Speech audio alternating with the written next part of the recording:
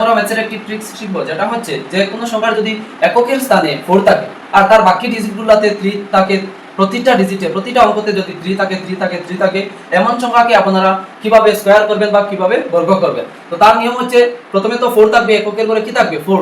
তো 4 যদি থাকে তাহলে এখানে 6 বসিয়ে দিবেন, 4 আছে বলে এখানে 6 দিয়েছি।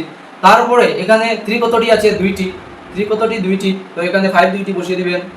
তারপরে এখানে টোটাল ডিজিট কতটি, টোটাল অঙ্ক কতটি, তিনটি, একটি দুটি তিনটি, তো 1 তিনটি বসিয়ে দিবেন। এইভাবে যে কোনো সংখ্যা আপনি তার বর্গ বা স্কয়ার করতে পারবেন। দেখেন এইটা কিভাবে করি, এখানে 4 আছে, কি বসিয়ে দেব 6। তারপরে 3 কতটি আছে, একটি, বসিয়ে দিব 5। তারপরে টোটাল ডিজিট কতটি, দুইটি, 1 2, তো দুইটি 1 বসিয়ে দিবেন।